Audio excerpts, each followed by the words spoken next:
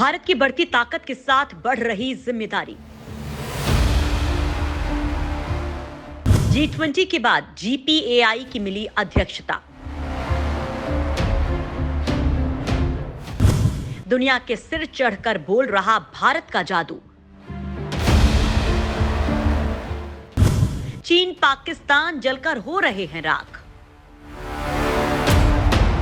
दोस्तों, पूरी दुनिया में चीन हमेशा अपनी ताकत और काबिलियत का ढोल खुद ही पीटता रहता है। वो बिना किसी की सुने या देखे बस अपना राग अलापता ही रहता है, लेकिन फिर भी उसकी आए दिन फजीहत होती रहती है। लेकिन भारत, जिसे वो अपना सबसे बड़ा दुश्मन मानता है और जिसे परेशान करने के लिए वो हर तरह के हथकंडे अपनाता रहता है, उस भारत के आगे चीनी ड्रैगन की हालत उस वक्त और भी खराब हो जाती है जब बड़े बड़े वैश्विक समूह में उसे अध्यक्षता दे दी जाती है। भारत को मिले इस तरह के सम्मान के बाद पाकिस्तान की भी ऐसी शक्ल हो जाती है कि वो चाह कर भी कुछ नहीं कर पाता। अभी हाल ही में बाली में आयोजित हुए G20 समिट में भारत की ताकत पूरी दुनिया के सामने उभर कर आई है। उससे प्रभावित होकर अगले साल होने वाली G20 समिट की अध्यक्षता दी गई। ये जिम्मेदारी भी भारत को तब मिली है जब दुनिया में हालात कुछ सही नहीं चल रहे हैं। बहुत ज्यादा गंभीर स्थिति बनी हुई है। हर फैसला पूरी दुनिया को प्रभावित करता है। ऐसे में भारत को ये जिम्मेदारी मिलना बहुत बड़ी बात है। वहीं अब उसकी काबिलियत को देखते हुए एक और जिम्मेदारी दी गई है और वो है global partnership on artificial intelligence यानी कि GPAI की अध्यक्षता।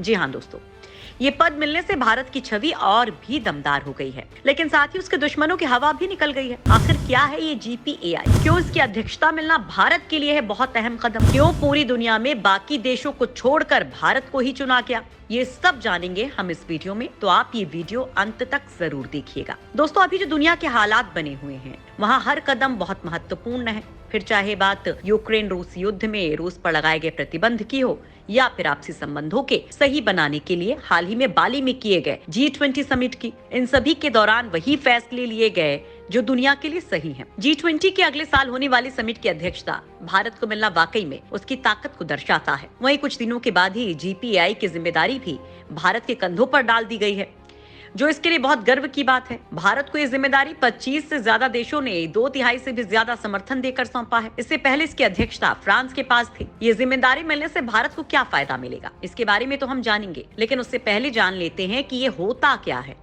दोस्तों, जैसा कि नाम से ही क्लियर हो रहा है कि आर्टिफिशियल इंटेलिजेंस का मतलब बनावटी यानी कि कृत्रिम तरीके से विकसित की गई बौद्धिक क्षमता होता है, जिसके जरिए कंप्यूटर सिस्टम या रोबोटिक सिस्टम तैयार किया जाता है, जिसे उन्हीं तर्कों के आधार पर चलाने का प्रयास किया जाता है जिसके आधार पर मानव मस्तिष्क काम करता है। साफ शब्दों में कहें तो आर्टिफिशियल इंटेलिजेंस का मतलब एक मशीन में सोचने, समझने और फैसला लेने की क्षमता विकसित करना होता है। ये global partnership on artificial intelligence एक अंतर्राष्ट्रीय और बहुहितधारक पहल है जो आर्टिफिशियल इंटेलिजेंस की जिम्मेदारी पूर्ण तरीके से human rights, inclusion, diversity, innovation और डेवलपमेंट में गाइडेंस करने का काम करता है। GPAI 15 जून 2020 को लॉन्च की गई थी। तब इसमें 15 सदस्य थे। इस पहल का मकसद आर्टिफिशियल इंटेलिजेंस के क्षेत्र में थियोरी और प्रैक्टिकल के बीच की खाई को पाटना है। इसके लिए एडवांस रिसर्च और उस पर हुए अमल को प्राथमिकता के तौर पर साझा किया जाता है। इस पहल का मकसद ही विज्ञान, उद्योग, सिविल सोसाइटी, सरकारों और अंतर्राष्ट्रीय संस्थानों के साथ ही सभी क्षेत्र के विद्वानों को एक प्लेटफॉर्म पर लाना है, ताकि आर्टिफिशियल इंटेलिजेंस के क्षेत्र में हो रही प्रगति के बारे में सभी एक दूसरे के पहलुओं से अवेयर रहें। दोस्तों, आर्टिफिशियल इंटेलिजेंस की औपचारिक शुरुआत 1950 के दशक से मानी जाती है। बदलती तकनीक और वक्त के साथ अब इसके सदस्यों की संख्या बढ़कर 25 हो चुकी है। अब GPAI के सदस्य ऑस्ट्रेलिया, बेल्जियम, ब्राजील, कनाडा, चेक Republic, Denmark, France, Germany, Bharat, Ireland, Israel, Italy, Japan, Mexico, Netherlands, New Zealand, Poland, दक्षिण Korea, Singapore, Slovenia, Spain, Sweden, UK, America और यूरोपियन यूनियन है। इस संगठन में शामिल G7 के सदस्य देश France, Germany, Italy, Japan, UK और अमेरिका हैं। वहीं 15 जून 2020 को भारत इसमें एक संस्थापक सदस्य के तौर पर शामिल हुआ था। तब भारत ने कहा था कि आर्टिफिशियल इंटेलिजेंस के जिम्मेदार विकास को बढ़ावा देने के लिए अंतर्राष्ट्रीय संगठनों और भागीदारों के साथ सहयोग करने के लिए GPAI नागरिक समाज, उद्योग, शिक्षा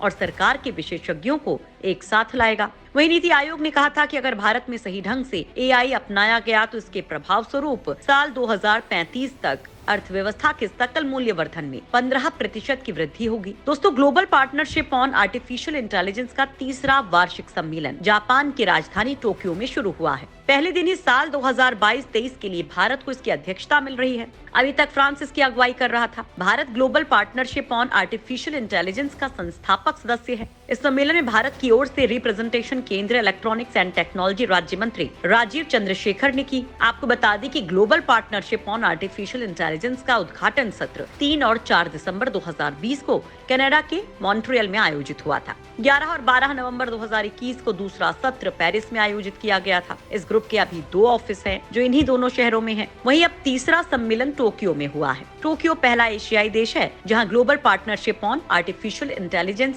सम्मेलन आयोजित किया जा रहा है। जापान की राजधानी स्थित होटल चिंजेंसो टोक्यो में आयोजित इस सम्मेलन में 4 थीम पर चर्चा की गई है। ये थीम है responsible AI, data governance, future of work and innovation and commercialisation. अब यहाँ सवाल ये खड़ा होता है कि आखिर इस सम्मेलन की अध्यक्षता भारत को कैसे मिली। तो आपको बता दें कि दोस्तों, काउंसिल चेयर के लिए हुए चुनाव में भारत को 2/3 से ज्यादा प्रथम प्राथमिकता के वोट मिले हैं, जबकि इसके बाद कनाडा और अमेरिका का नंबर रहा। हालांकि ये जानकारी नहीं है कि 2023 में ये सम्मेलन दुनिया के किस शहर में आयोजित होगा, लेकिन आपको बता दें कि अगले साल सितंबर में G20 का शिखर सम्मेलन जरूर नई दिल्ली में आयोजित किया जाएगा।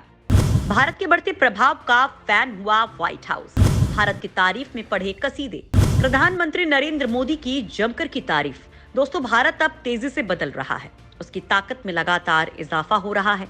इसे देखते हुए व्हाइट हाउस के एक शीर्ष अधिकारी ने कहा कि भारत अमेरिका संबंधों के इतिहास में 2022 एक बड़ा साल रहा है और साल 2023 और भी बड़ा होने वाला है।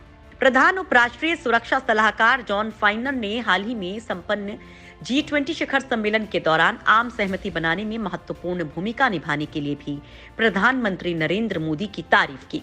वॉशिंगटन में भारतीय अमेरिकियों के एक कार्यक्रम को संबोधित करते हुए फाइनर ने कहा कि अमेरिका और उसके राष्ट्रपति जो बाइडेन जब दुनिया भर में ऐसे भागीदारों की तलाश करते हैं जो वास्तव में जिम्मेदारियों का भार उठाने में मदद कर सकते हैं, जो वास्तव में वैश्विक एजेंडे को आगे बढ़ाने में सहायक हो सकते हैं, तब भारत और उसके प्रधानमंत्री नरेंद्र मोदी सूची में काफी ऊपर मिलते हैं। उन्होंने ये भी कहा कि हमने इस तथ्य को G20 शिखर सम्मेलन में देखा, जहां प्रधानमंत्री मोदी ने एक संयुक्त बयान पर अलग अलग रुख रखने वाले देशों के समूह के बीच आम सहमति बनाने में अहम भूमिका निभाई थी। हमने इस तथ्य को प्रधानमंत्री मोदी और भारत सरकार के अन्य सदस्यों के उन कामों और टिप्पणियों में भी देखा है जो उन्होंने परमाणु मुद्दे पर बढ़ते जोखिम को उजागर करने के लिए किए हैं। कार्यक्रम में अमेरिका में भारत के राजदूत तरणजीत सिंह संधू ने कहा कि प्रधानमंत्री मोदी और राष्ट्रपति बाइडेन भारत अमेरिका संबंधों को गति दे रहे हैं। इनके बीच 15 से ज्यादा बार मुलाकात हो चुकी है। दोनों नेता आखिरी बार बाली में पिछले हफ्ते आयोजित G20 शिखर सम्मेलन में मिले थे। भारतीय दूतावास द्वारा आयोजित इस कार्यक्रम में भारतीय संस्कृति के समकालिक स्वरूप को प्रदर्शित किया गया। कार्यक्रम में दिवाली से लेकर हनुक्का तक, ईद से लेकर बोधि दिवस तक और गुरु पर्व से लेकर क्रिसमस तक विभिन्न धर्मों के त्योहार बड़े उत्साह के साथ मनाए गए। वहीं भारत को अध्यक्षता मिलना इस बात को दर्शाता है कि आज दुनिया भारत को एक विश्वसनीय प्रौद्योगिकी भागीदार के रूप में देखती है। भारत ने हमेशा नागरिकों के जीवन को बदलने के लिए टेक्नोलॉजी के एथिकल यूज की वकालत की है।